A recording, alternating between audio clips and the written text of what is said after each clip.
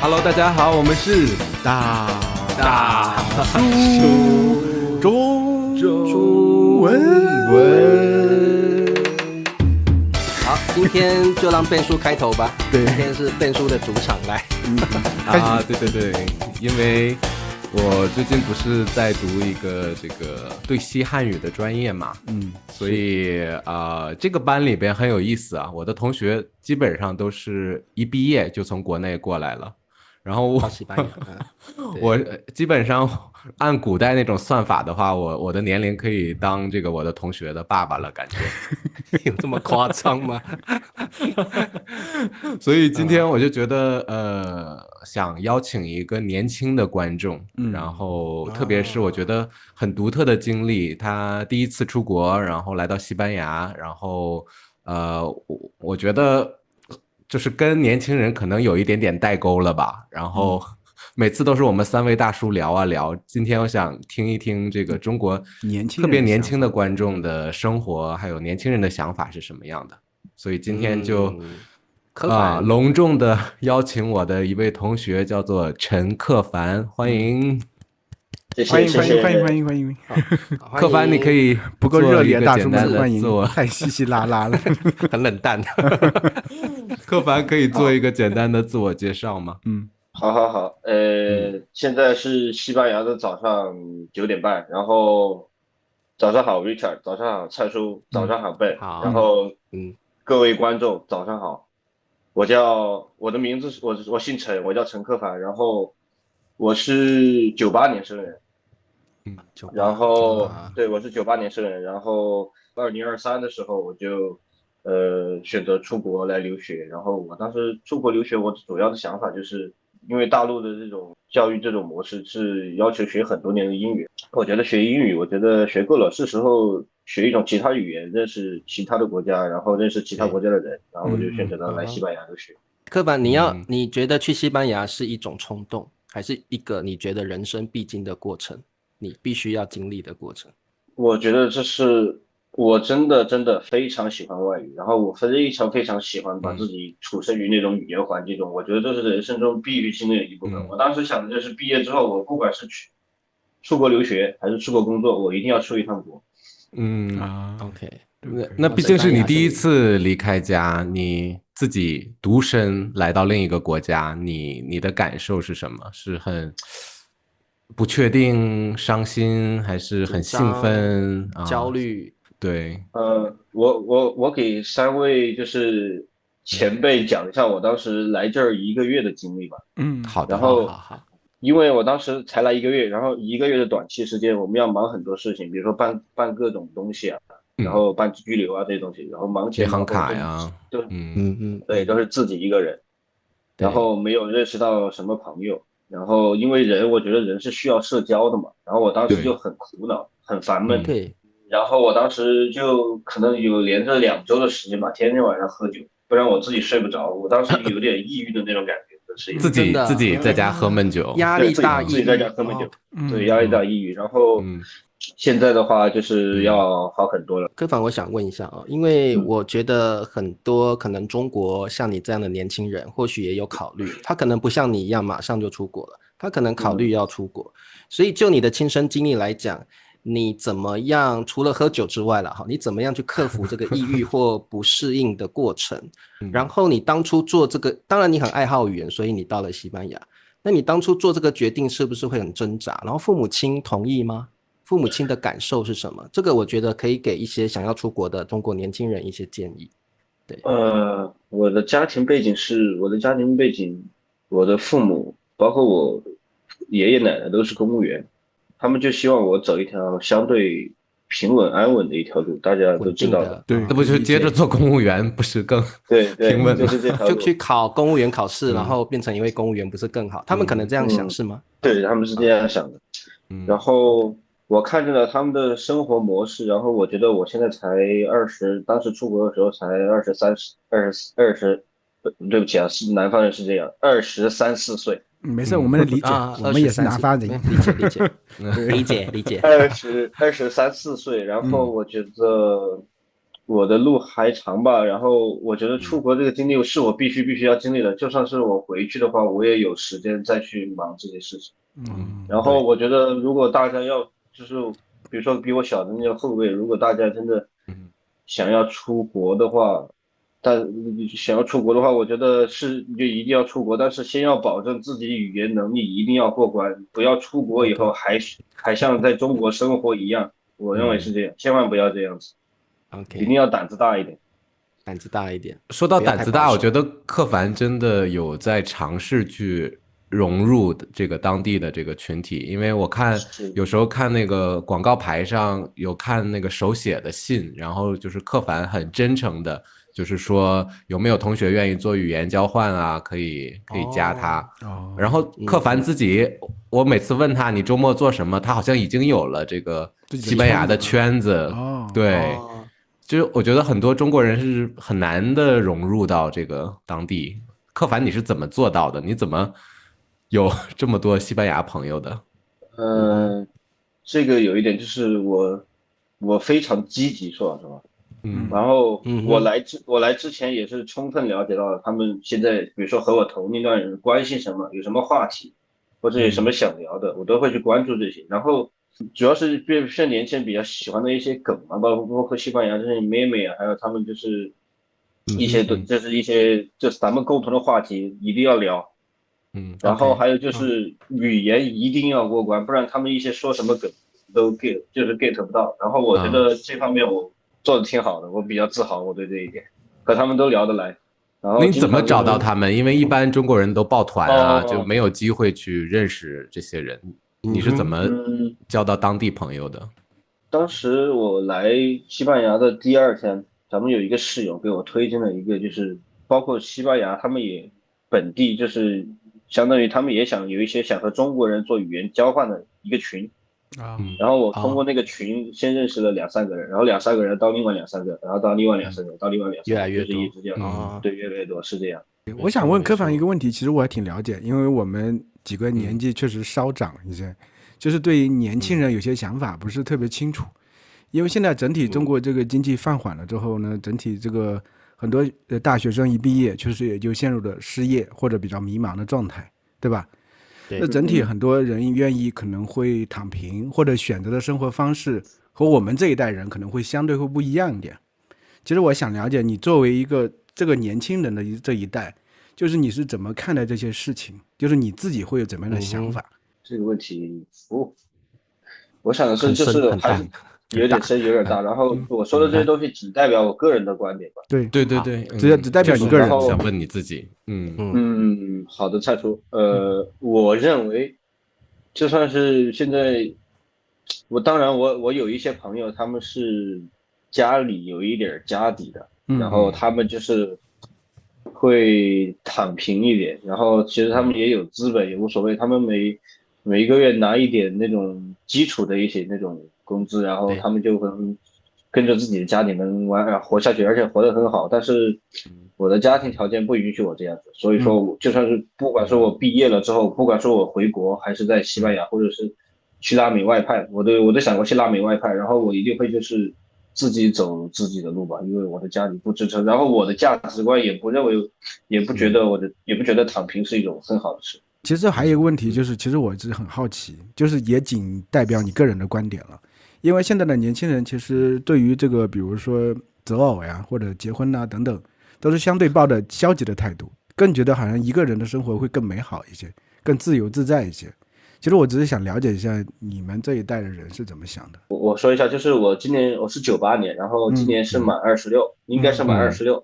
我当时在学校里面也认识了很多，确实是正儿八经的00后的，就是可能比我小1-2岁的。对。我觉得就是包括我自己身边的朋友，包括旁边的00后，然后他们都00后的话，就是正儿八经00后，他们也是怎么说呢？他们也是在朋友圈里面那种渴望爱情的那种模式也是渴望爱情，恋爱脑啊，对，恋爱脑，渴望爱情，渴望爱情的模式，但是对他们，我感觉他们好像对结婚这种事情不着急。然后我其实我其实也不着急，因为我已经很久没有谈过恋爱了。然后我觉得的话，就是恋爱还有婚姻的话，我觉得是人生，我觉得是对我来说，我觉得是人生非常重要的，毕竟的一个阶段。因为我觉得，毕竟特别是我在国外这段时间，我感触比较深。因为在国内的话，有很多朋友陪着你，可以让你暂时忘了一些。这些烦恼，对这种孤单的感觉。然后我在国外，我大概待了2个月之后，我觉得我可能需要一个人太难过了。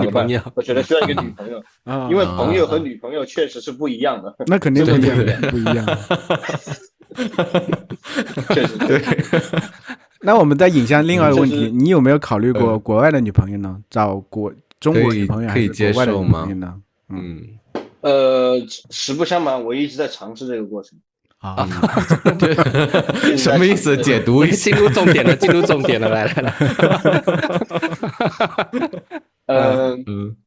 因为我不仅有去那种文化交流会，然后我也在手机上面下了那种一些社交软件，Tinder， 然后对 Tinder 什么，然后亚洲男生在欧洲的市场的话，我觉得比较小。然后也不一定啊，因为是少数嘛，我觉得。你是过来人是吧？你一会儿分享的经验。等一下换笨叔分享。好，对，点分一定要分享。真情可返。然后我当时的话就是，不管是在学校还是在外面，我都是在尝试的认识西班牙的对西班牙的女生嘛。然后也有聊了几个，然后还是当时那种问题，就是他们也没有想象中的就是媒体宣传的那样开放，然后但是我和他们你以为是会非常开放是吗？对，那种完全是刻板印象，刻板印象。然后我去跟他们聊的时候，但是我也不是那种一上去就突然那种耍流氓的那种。当然，先是从朋友做起吧。然后我觉得我的这种经历是从今年1、2月份开始的，之前都还在朋友的那种阶段，然后现在才这边开始，然后大概现在就在处于这个阶段嘛。就是向前迈了一步啊。还没有迈到很开。好的，所以这个努力中。那个柯凡，所以你用类似 Tinder 这样的交友软体认识了一些西班牙的女性，对不对？那一开始当然是从朋友做起。你觉得这个朋友期就一个亚洲人跟一个西班牙女人这样子的朋友期大概会多久？你这个朋友期经历了多久？朋友期平均几个月？量化一下。要从朋友跨到那一步，我觉得可能对于我的经历来说，可能至少要1个半月左右吧，1个半月左右。可是如果在 Tinder 配对的话，那你用 Tinder 肯定就已经是带着要交男女朋友的目的去的，所以就已经跨过了比较捉摸不透的那个，就是跨过那个朋友阶段，是吧？对啊，就是不是从0开始了，你可能是从1开始了。还是就是柯凡，你觉得这是中国人的习惯，就是我们都会先从朋友开始，不要太快，我先多了解你，我们再继续后面的事情，是这样。可能我觉得自己的，我觉得确实，我觉得 Ben 和 Richard 他启发了我一点，我可能就是认识西班牙女生，完全是按照我中国男生的思维想。所以说嘛，要多上大叔的节目。你的思维是什么？你的思维是什么？所以今天这一集之后，柯凡就要解放自己了，是吧？不是，那你的配对了，说明那个人觉得你外貌是他的菜啊，那肯定就已经确实。所以柯凡，你其实你的经历是过了，就是交朋友1个半月之后，有就是现在比较有进一步的关系，就是暧昧的关系了，是这样吗？对。因为你的经验是非常重要的。现在可能有很多这个中国年轻人也在国外看我们的节目，所以就是这样交友。OK， 想要跟着大叔们一起学中文吗？那就加入我们，成为大叔们的肉吧。你可以是小鲜肉，可以是小咸肉，可以是小鲜肉，还可以是小鲜肉，不同的肉，不同的福利。额外视频、播客精选词汇例句、大叔故事文本词汇表，还有每周和大叔们的见面会，不见不散。Ben，你作为一个中国男性，你是不是得分享你的经验？你是跳过科班的过程吗？我是觉得这个无论在什么地方，就是物以稀为贵吧，就是在这个社会上没有这样可能没有这样的群体，但是就是怎么说都会有一部分人会喜欢亚洲人，对啊，那韩国人我同意。对，我觉得这面西班牙对那个韩国人特别有兴趣，因为韩流就是因为那个 K-pop 比较流行，K-pop 文化在这边，就是我给三位大前辈讲一件事吧，叫大哥得了，别这前辈，三位大哥，前辈，好奇怪三位大哥，然后我来到西班牙，他一共是学校组织了有2次那种亚洲文化节，对在巴塞罗那自治节亚洲文化节，然后每一次就是比如说有中国的摊位、泰国的摊位、日本的摊位，还有韩国的摊位，基本上就是这4个地方，然后很多人当然会有很多学生来参加，然后他们很多学生第一时间会跑到中国那个摊位去，中国那个摊位去尝试一下汉服呀，喝一点奶茶呀，然后写一种那种毛笔字啊，还有文化上面的东西，吃一下，基本都是这些，对中国文化传播的。然后重点来了，只要韩国那边摊位一放那个 K-pop， 哗啦啦全部过去，冲过去，全部过去跳舞，奶茶也放下，汉服也脱了，奶茶也放下，对，那个影响力确实是全世界的影响，确实是那个毋庸置疑。然后我有时候在这面公园里散步，然后就看到一些年轻人手里拿着一些这个花啊，或者是拿着照片什么的，我就想他们在干嘛。我过去之后发现是某一个 K-pop 的明星的出道多少年10周年纪念日啊，然后有人就专门去庆祝这个活动，在公园里。那些粉丝我还以为是什么活动吗？对，我以为什么大的集会啊，是不是有什么政治的东西？最后发现是 K-pop 明星。对他们来说 K-pop 比政治更重要。然后我非常吃惊的一点就是，他们可以在那儿1点钟开始，可能1点钟开始，1点半去韩国摊位，他们可以从1点半跳到3点半，跳2个小时 K-pop， 当舞会了根本对，当 fiesta 了，对。韩国文化确实厉害，韩国文化在西班牙非常强势，不止西班牙，我觉得欧洲吧，整个欧洲，对，非常这边哈韩比较哈韩。对，所以柯凡，你现在学了这个专业之后，你对未来有什么想法吗？比如说你想找哪一类的工作，或者你要继续进修，你对未来的想法是什么？现在这个阶段，我觉得实习来说是对我非常重要的一个阶段，因为我9月份来之前，9月份开始学习到11月份的时候，11月份到实习开始，也就是2月份开始实习，11月份到2月份之间，我一直在想这个问题，因为我发现我学了2个月之后，我的个人经历来说，我学了2个月之后，我发现我并不喜欢教书。OK。然后如果我在如果我在实习的时候，如果比如说我的实习结果不太好，或者说我实在是没有爱上教书这个行业，我会选择锻炼我的西语，去外派拉美，因为我还是想去其他的地方。但是如果这个实习很好，或者说在实习当中老师的帮助，包括同学的反馈对我也很好，然后我可能会继续选择教授汉语吧，因为确实这也是和国外的文化沟通的一个途径，这个就完全取决于我最重要的一个阶段，也就是现在这个实习的阶段了。这是我的想法。对。你会因为爱情留下吗？就是你西班牙的女朋友说直接的问题，不要去拉美，留下来。我愿意为爱情做任何事情。哇，这个可能这个要多聊一下了。这个倒是得给那个女生看一下我们的节目，解释给她听一下。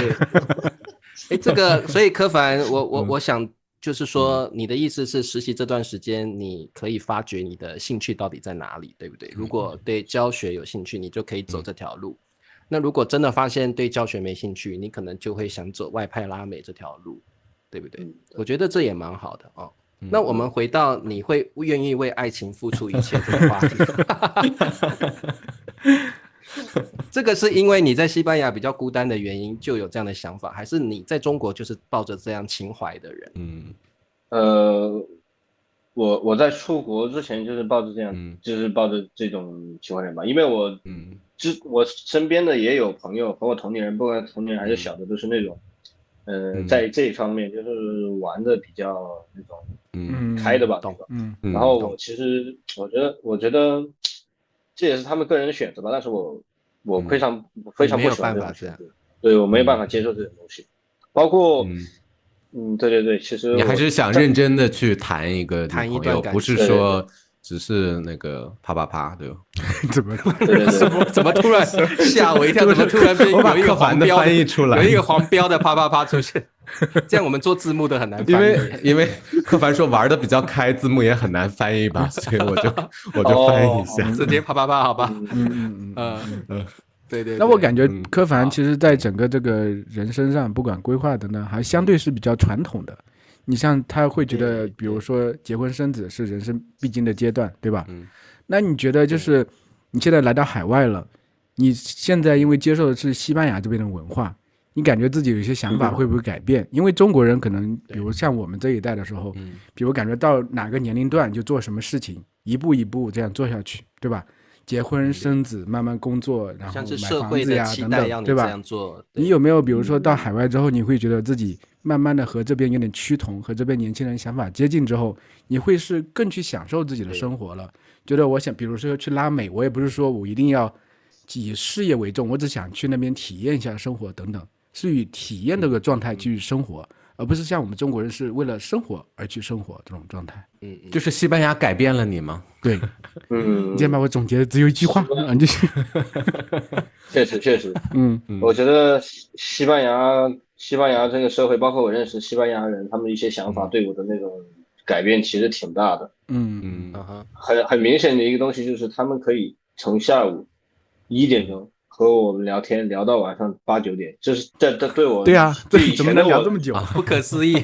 对以前的我来说完全是不可接受的，因为我一定会在某一个时间段我去做某些事情。对啊，就是大家就是在国内大家也可以闲聊，但是你闲聊不能一直闲聊，你比如说聊个半个小时、1个小时之后，你得去做一件事情，比如咱们去游乐场啊，咱们去喝点奶茶呀，咱们换个地儿。对，就一个奶茶店聊半天，就真的聊半天。然后现在的话，我觉得这种方式其实可以接受，挺好的，和朋友在一起，所以非常好。然后我之前有一个朋友，他就说：“你们这些亚洲人啊，我不知道你们一天在干些啥，你们到底是你们到底是为了生存而工作，还是为了生活而工作？我真的搞不懂，那么辛苦干嘛？”他当时对我们说的这些话，他说的。对，因为这边感觉被影响了，我觉得是被改变了。这边看外面旅游的都没有这个，就是当地的亚洲人，就好像一直在店里工作啊。对，你说开超市那些哈，周末都对都不会对啊。但当然中国游客很多，但是我是说当地的当地的华人，对不对？会想着多赚一个子儿。对，多赚一个子儿，没错。西班牙很多浙江人吧，我记得好像很多浙江人，温州青田比较多，非常多。柯凡身为一个四川人啊，因为我觉得四川人也蛮享受生活，我不晓得啦啊，少不入蜀啊，四川人也蛮享受生活的，对不对？而且也蛮敢于表达自己的意见的，对不对？对，所以你可不可以讲一下，你身为四川人啊？在这个生活上的这个想法，难道跟西班牙不合吗？你是四川哪个城市的？对，我是四川广安的。广安不是广安，是一位伟人的故居。伟人考住我们了，考住。就是柯凡，你觉得四川人的？我觉得四川人也蛮开放，而且邓小平吗？享受生活的。是邓小平的在广安，对。广安 ，OK，继续。对，四川人，我觉得很享受生活，不管吃或生活上，对不对？所以你觉得难道跟西班牙人的思维不同吗？我当时来之前就是来的时候，就朋友问我来自哪个省份，我会给他说我来自中国的小西班牙，四川。OK， 对，理解。所以那你适应蛮快的，应该。对，因为你们那边节奏真的是比较慢，是吗？生活节奏。整体来说节奏是比较慢，但是节奏快的永远是年轻人。比如说20多岁的人，他会很工作。比如我当时在成都工作了一段时间，早上是6点钟起床，然后去挤地铁，然后8、9点钟上班，然后上到晚上6点多，然后这就是西班牙，就小西班牙节奏快的地方。柯凡，我其实有一点看不懂你。因为你给我说话的时候，你给我非常那种理性的感觉，但是有时候你又会说出为了爱情可以不顾一切，就比较冲动、感性的一面。你自己觉得你身体里住着一个老灵魂，还是一个这个年轻的灵魂？你是双子座的一个人，对。我觉得这跟我学西语，然后了解当地文化，去尝试去融入当地文化，这个西班牙对我影响真的非常深。西语，我觉得，就是我觉得这应该是西语这个文化圈对我的影响。你的人生观有什么？你的人生观是什么样的吧Ben， 这个问题我觉得有一点复杂，你能再具体一点？有没有你的格言或什么？我觉得刚才这个柯凡这个点就很好，就是有点和我们中国人的方式有点不一样了。就直接说你这个问题有点复杂，我没怎么听懂。要是对于我们中国人习惯就是那这样我就随便给你回答一些差不多，随便回答，差不多回答。所以这就是改变的地方。对呀。因为我们可能中国人会婉转一点，说这个你可不可以请你再说一次，或者是说或者就直接说了呀，我的人生假装听懂了，假装听懂了。对，确实。那可能西班牙人会比较直接一点，这的确是很大的不同。对，我的意思是，你是觉得自己是比较感性的，还是比较理性的人？我觉得这个，我觉得我回答不了这个问题。我不知道我究竟是偏感性还是理性一点，我不知道。因为你是给我说话的感觉特别成熟，因为你不太符合你的年龄。我觉得你的年龄可能更应该要激情的那种感觉，或者是更年轻人的那种感觉。但是我好像觉得跟一个同龄人在聊天的感觉，就好像没看他的胡子，给我觉得就是显得比你真实年龄要成熟得多。我觉得我想说一下，就是我说西语的时候和我说中文的时候完全是两个。因为我认识的西班牙人是年龄就可能比我小5、6岁的那种，但是我和他们就一起在一起。我说西语的时候我会很大胆，包括他们一些开什么黄腔啊这些。那个时候我觉得我是感性的。然后在这边的话，我觉得偏理性一点，因为我回到了我一个中国人的角色明白。亚洲人会转换这个，我会转换。然后我不知道诸位，就是各位大哥有没有那种，就是会以另外一门外语的那种感觉，就是在说外语的时候的自己和说中文的时候的自己是完全不一样，包括说英语的时候也是。个性、心态、想法都会完全应该会不一样，另外一个人。对，你会有这个语言文化带给你的影响的，肯定会有的。就我们可能会这个调整自己，为了适应那个文化，或者是那个真的说话的感觉也不一样。我觉得我说你们两个用西班牙对话也让我听一下，感觉有点笨的感觉。对你们，我想听你们两个西班牙语，你两个西班牙语说话，让我们听一下。让你们斗一下来。你们用西班牙简单对话一下，西班牙语简单对话一下。聊什么呀？聊西班牙的女生嘛。好，行，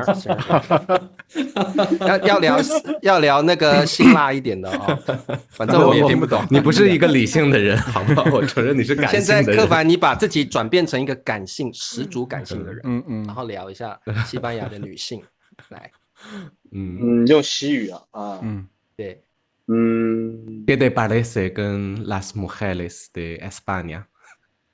Es que normalmente se considera que las mujeres de España son muy abiertas, pero resulta que no. Es que una chica que yo conocí ha tenido como 10 novios chinos, pero solo ha tenido sexo con solo uno de ellos. Es que es lo de abierto, eso depende de cada persona, creo.我觉得是你听不懂哦，是一种偏见吧。我觉得就是你一定要去别的国家生活在那儿才会知道是一种偏见。所以说你要对话，你要对话。不要对话了，一会儿翻译不好翻译吧。翻译不会翻的，只是对这样，这点点点就好了，没关系，点点点。因为我感觉笨叔说西班牙语的时候突然变深情了，不知道怎么回事啊。然后呢，柯凡说西班牙语感觉很流利啊，然后他那个弹舌音发得很好。对，而且我觉得好像柯凡变了另一个人的感觉。对，对，说另一个语言会有别的感觉。所以我觉得语言真的会改变一个人。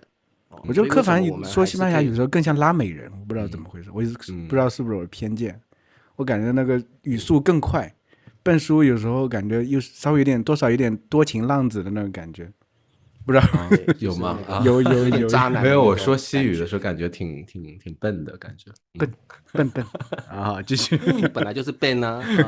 喂，amigo， no digas eso， 拉美人。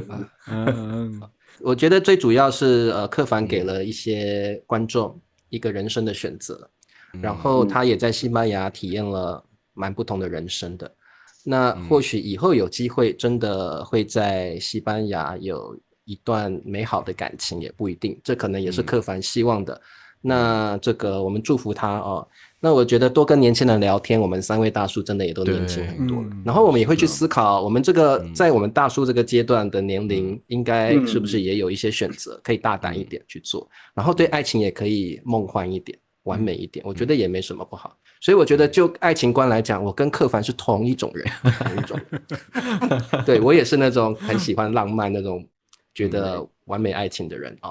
好，那我们今天感谢柯凡同学，也分享了很多这个00年后的这个年轻人的想法。那我们下次有机会再多邀请柯凡来上节目啊。好，那么我们跟观众说再见喽。好，拜拜，再见，谢谢柯凡。